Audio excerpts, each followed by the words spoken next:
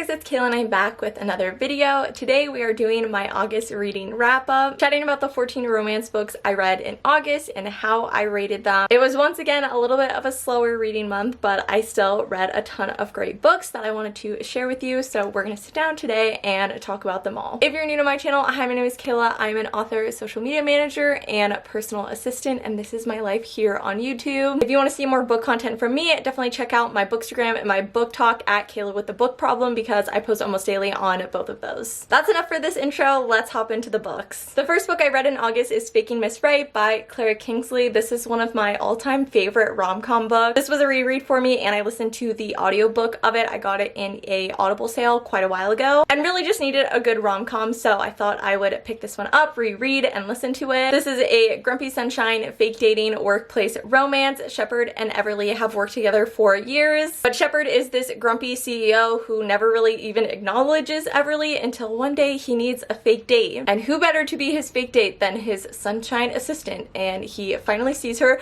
for the beautiful, amazing, powerful woman she is and just falls head over heels. Again, one of my favorite rom-coms of all time. This book is so good. I highly recommend this book and the whole Dirty Martini Running Club series. This ring light is really killing me with The Glare, but next I read The Crush by Carla Sorensen. This is a brother's best friend, second chance sports romance, and I really loved it. This is the second book I've read from Carla, and I've absolutely loved both of them, and I will definitely be making my way through her backlist soon. The two main characters in this book are Emmett and Adeline. 5 years ago, Adeline kind of professed her love to Emmett, said she wanted to be with him, but Emmett was leaving the next day for the NFL draft. He chose football over her in the moment, but now 5 years later, he realizes what a mistake that was, and he could have had both football and a relationship with her. So he's back and ready to do whatever it takes to convince Adeline that he is the one for her. They're meant to be together, but they have a lot to work through, both internally and externally. Adeline was recently dumped by another athlete, so she doesn't know if she wants to go through that again, and they're also stuck on opposite sides of the country from each other. Highly recommend this book and anything by Carla Sorensen. She is also just the sweetest human ever, so go read her books. Next, I read Asher by Samantha Whiskey. I have been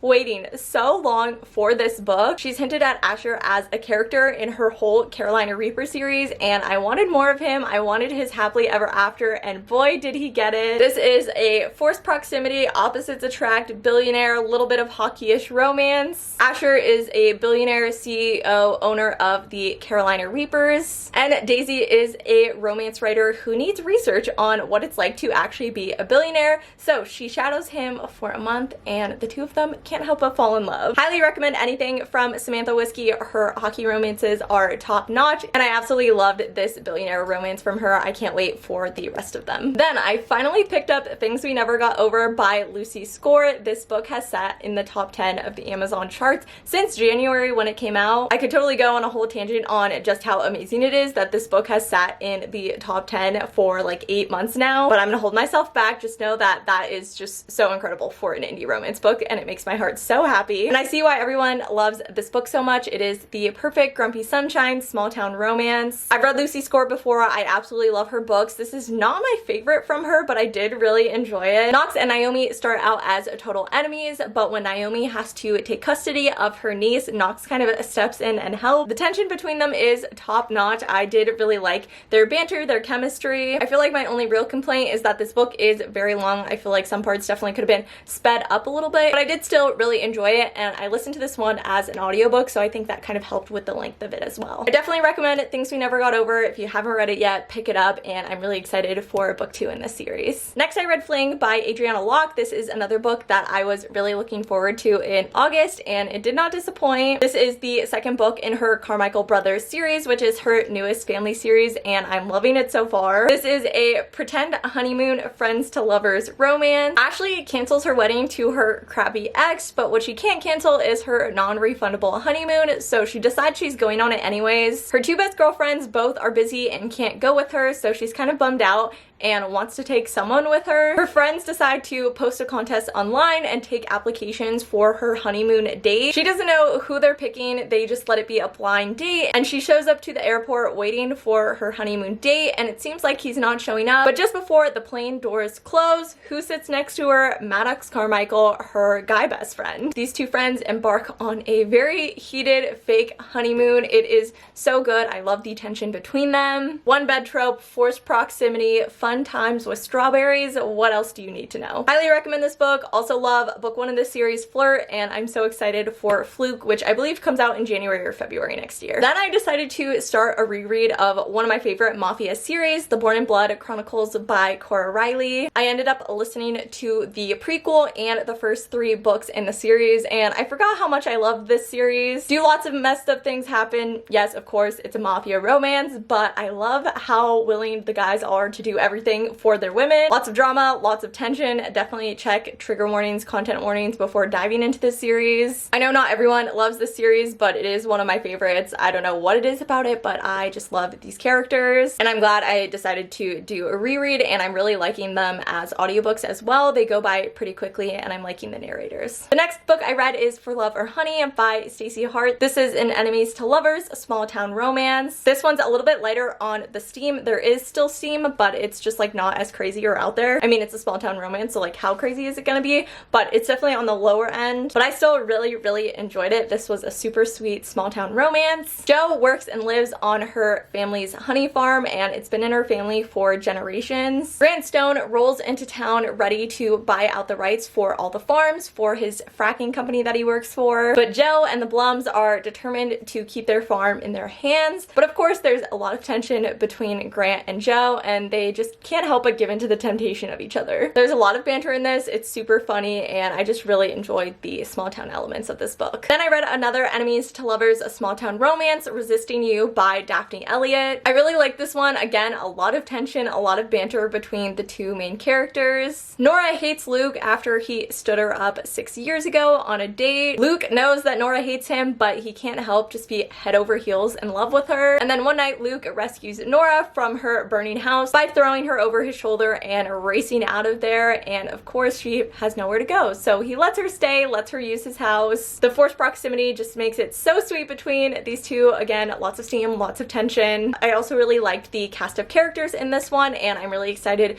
to read the rest of this series and go back and read her other small town series that kind of coincides with this one. All the characters connect and overlap, which I always really love. So I definitely recommend this one. It was good, and I can't wait to read more. Next I read Make You Mine by Laura Pavlov. This is book 3 in her Honey Mountain series, which is one of my favorite series of the entire year, and this book is definitely one of my favorites of the month. Even though I absolutely loved everything I read, this was definitely one of the top ones. This book just has so many different tropes that I love. Grumpy sunshine, age gap, single dad nanny. Jace is a grumpy firefighter and single dad to his 2 sweet little girls. He needs a nanny to help him balance it all because he also does construction and home projects on the side, so he needs a little help, and in comes Ashlyn. Ashlyn is a recent college graduate, and she's ready to kind of dive in as a romance writer, but she needs a little bit of steady income and a place to stay while she starts her writing process, so she agrees to be Jace's nanny. And one day she accidentally walks in on her boss in the shower, and he makes not really any attempt to hide himself, and that kind of opens the door to the tension and chemistry between these 2. They can't resist each other any longer, but definitely be warned, there are parts of this that will hurt your heart. I did shed some tears, but it was so